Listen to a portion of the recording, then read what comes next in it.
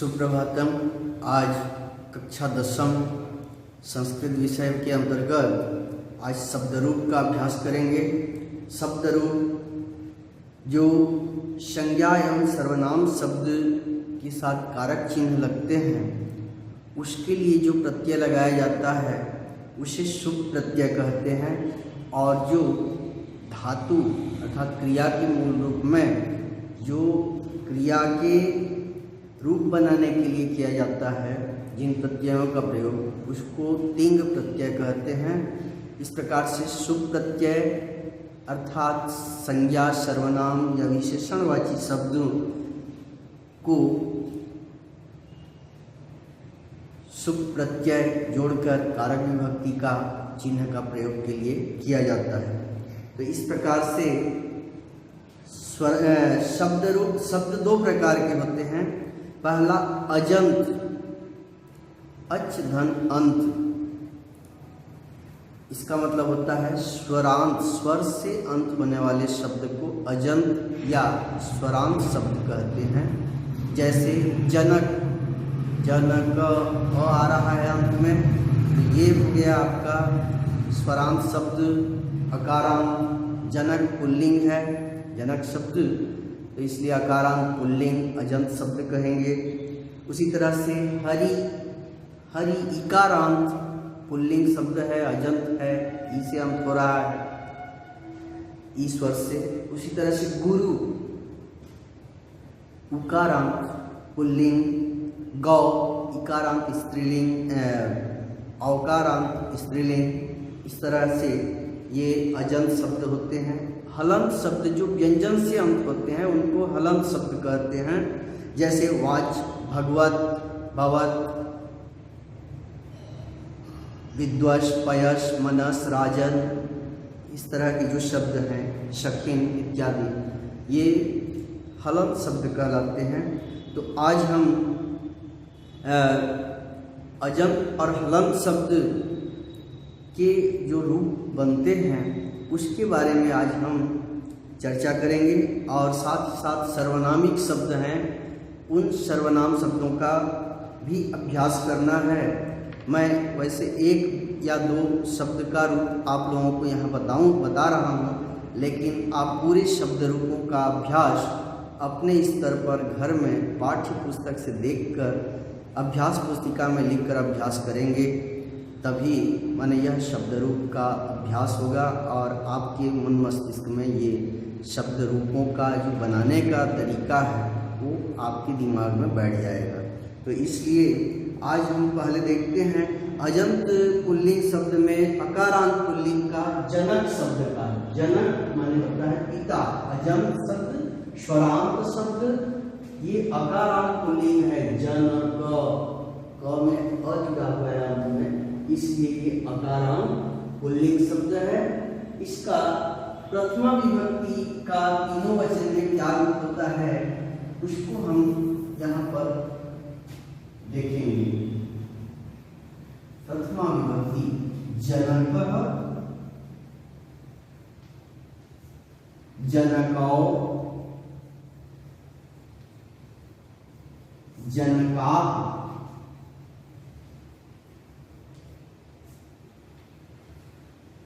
अर्थात पिता ने, दो पिताओं ने, बहुत से पिताओं ने, ये ने का चिन्ह है प्रथमा विभक्ति का कारक चिन्ह।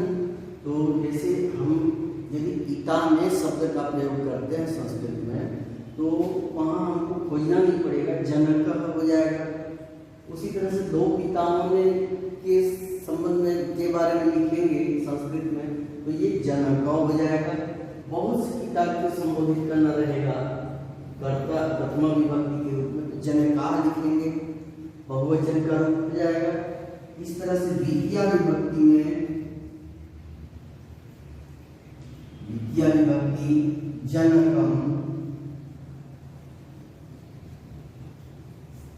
जनकौ,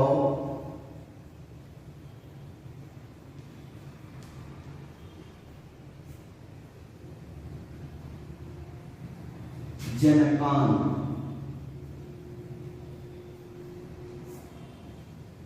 दो पिता पिता को, दो पिता को, बहुत से पिता को।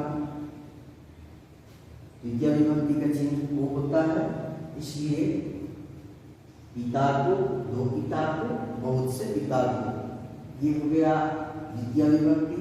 तृतीय विभक्ति जनकेन जनकाभ्याम, जनकय हो जाएगा। तृतीय विभक्ति जनकेन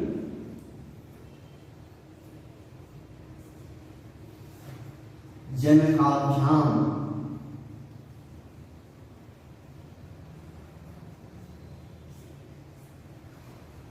जनकय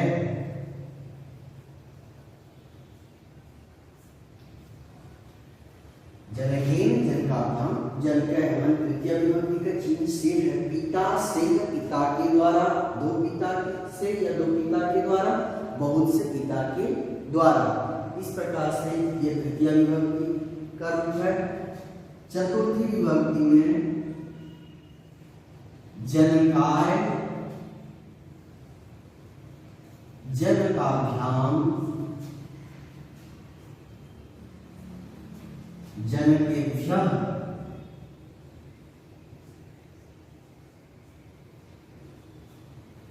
पिता को या पिता के लिए, दो पिता के लिए, बहुत से पिता के लिए। ये संप्रदान के अर्थ में। पंचमी विभक्ति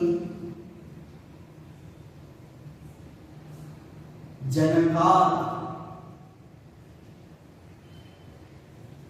जनकाभ्याम, जनकेभ्यः, पिता से, दो पिताओं से, बहुत से पिताओं से।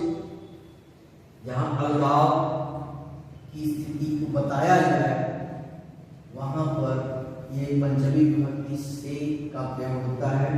षष्ठी विभक्ति में जनकस्य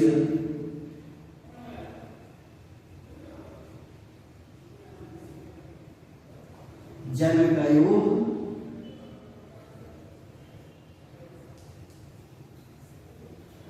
जनकानां,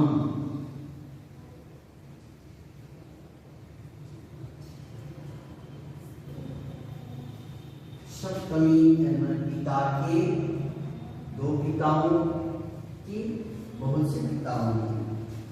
सप्तमी विभक्ति का चिन्ह होता है में पर अधिकरण जिसको कहा जाता है, तो ये हो जाएगा जनके, जनकयोः, जनकेषु।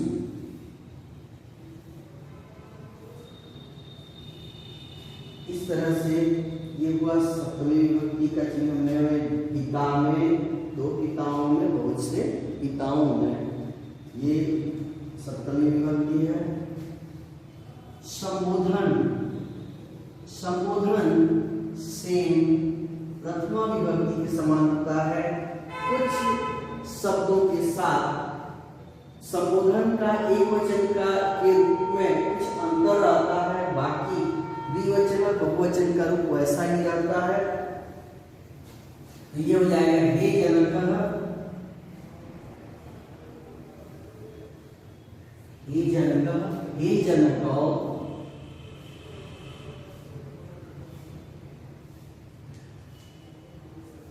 हे जनकाः।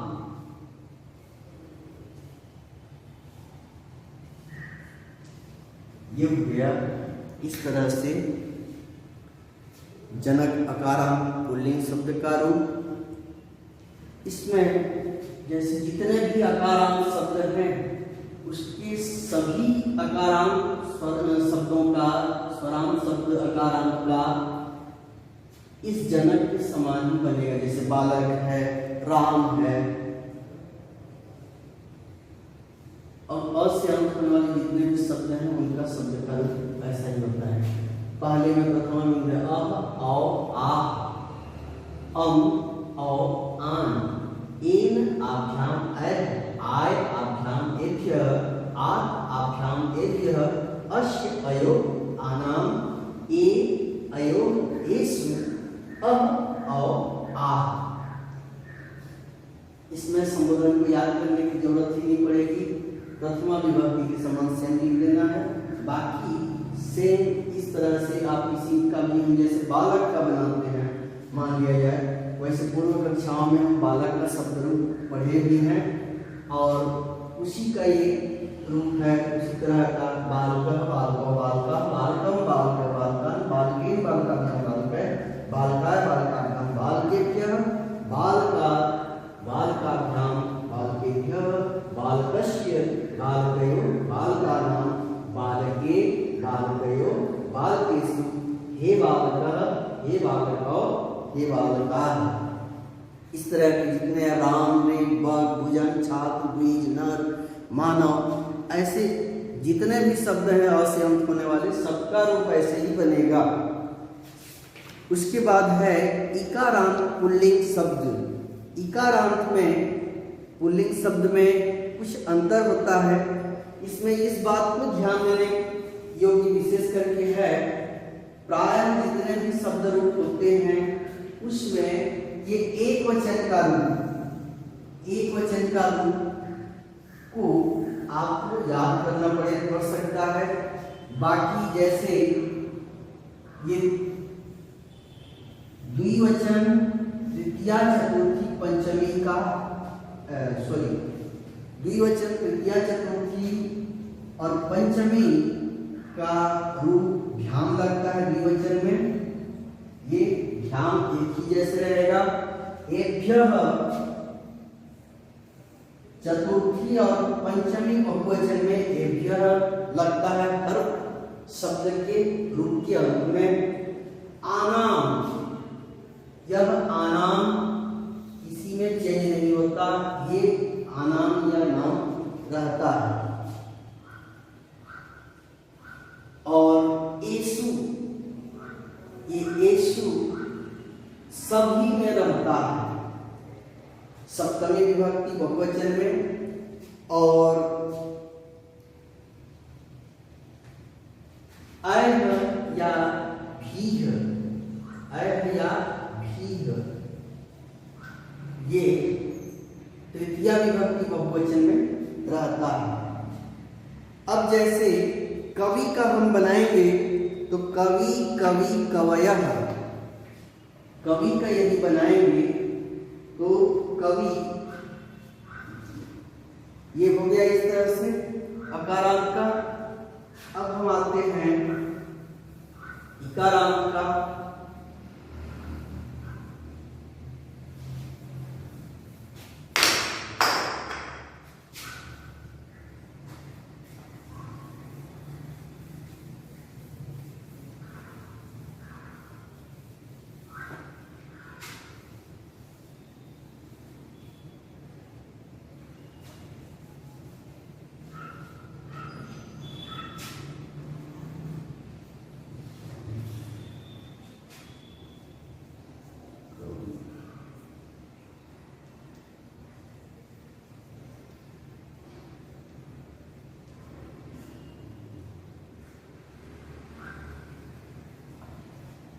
इकारांत पुल्लिंग का है। उसी तरह से प्रथमा विभक्ति में कवि, इसका जो सही है एक छोटी का मात्रा कवि लगेगा। द्विवचन में कवि की हो जाएगा बड़े का मात्रा लग जाएगा, कवि कवि कवयः कवयः कवि कवि कवयः हुआ। द्वितीय विभक्ति में म लगता है जैसे बालकम बालकौ बालकान, तो उसी तरह से बालकम बालकौ बालकाः होता है। तो यहाँ द्विवचन में बड़ी का मात्रा जैसे प्रथमा विभक्ति में लगता है तो वैसे लगा है, वैसे ही रूप यहाँ पर भी बनेगा। और यहाँ पर जैसे बालकान होता है तो वहाँ पर कवि हो जाएगा, तो ये कवि कवि कवि।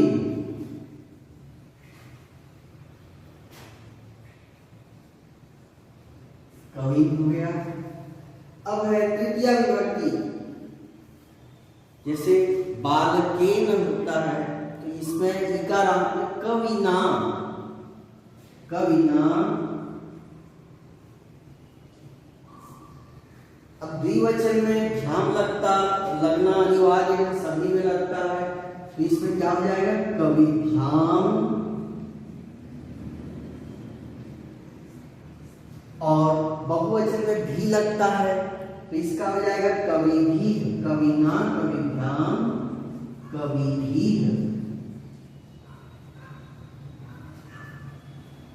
अब है चतुर्थी विभक्ति में, जैसे बालकाय या जनकाय लिखे थे हम, तो इसमें क्या हो जाएगा? कविये का कवये बन जाता है, कवये,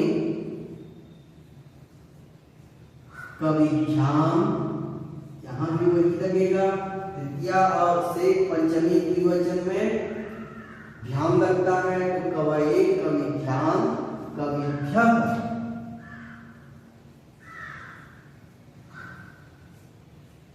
ये हो गया। उसी तरह से पंचमी, कवेग, कविभ्याम, कविभ्यः, कवेग। पंचमी और षष्ठी में एक जैसा होता है, तो यहाँ पर कवेग हो जाएगा। ये षष्ठी में भी एक वचन में कवेग, कविभ्याम, कविभ्यः, ये हो गया। षष्ठी में यहाँ द्विवचन का रूप अयोग लगता है, ये कवयोग, कवयोग। और सप्तमी का भी द्विवचन का रूप कवयोग लगेगा, कवयोग। और ये सप्तमी में कवो, कवो, कवयोग। और ये षष्ठी बहुवचन में हो जाएगा, नाम लगता है तो कवि नाम, कवेह, कव्यो, कवि नाम, कवो, कव्यो, कविषु। इसमें सप्तमी बहुवचन में सु लगता है, इसलिए कविषु हो जाएगा। संबोधन से प्रथमा विभक्ति के समान होता है। प्रथमा विभक्ति एक वचन का जो रूप रहता है, उसमें कुछ चेंजेज होता है संबोधन में। तो इसमें संबोधन हो जाएगा हे कवि, हे कवि। और उसके बाद द्विवचन और बहुवचन का रूप से प्रथमा विभक्ति के समान होता है, हे कवि, हे कवयः।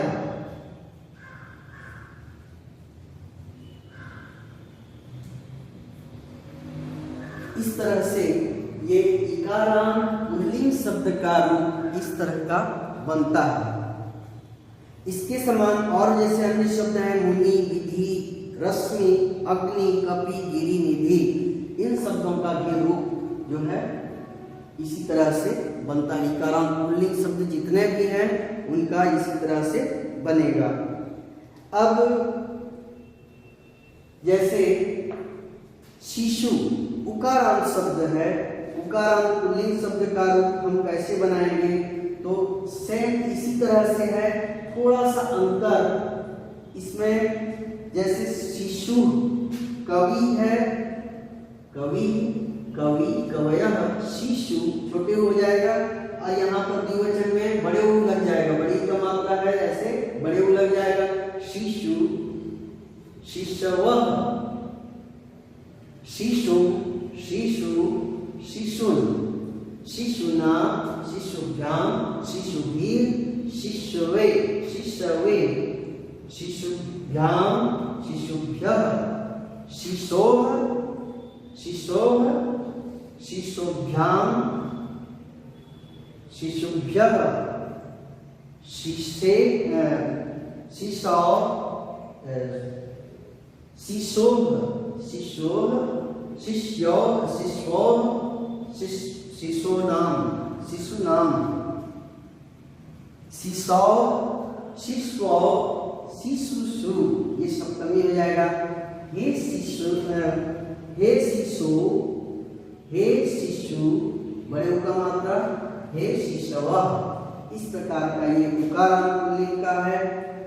और इकारांत पुल्लिंग सखी, सखी का भी इसी तरह से बनता है। सखी में सखा शब्द हो जाएगा सखी का, तो सखा, सखायो, सखायः, सखायं, सखायो, सखे, सख्या, सखिभ्यां, सखिभिः, सख्ये, सखिभ्यां, सखिभ्यः, सख्यु, पंचमी में सख्यु हो जाएगा, षष्ठी में एकवचन में सख्यु, सखिभ्यां, सखिभ्यः, षष्ठी में सख्यु, सख्यो, सखीनां, सख्यौ, सख्यो, सखीसु, हे सखे, हे सखायो, हे सखायः। इस तरह का ये इकारांत पुल्लिंग का भी है। प्रीति का है, जैसे प्रीति अर्थात प्रेम, प्रीति, प्रीति, प्रीतयः, ये इकारांत कवि का जिस तरह से लिखे हैं इसमें कुछ अंतर आ जाएगा। जैसे प्रीति, प्रीति, प्रीतयः, प्रीतिम, प्रीति, प्रीति, बड़ी ई का मात्रा दोनों में लग जाएगा, द्विवचन और बहुवचन में। और तृतीया विभक्ति प्रीत्या, प्रीतिभ्याम, प्रीतिभिः। चतुर्थी में प्रीत्याय या प्रीतये, प्रीतिभ्याम, प्रीतिभ्यः। पंचमी में प्रीत्याः, प्रीतिभ्याम, प्रीतिभ्यः।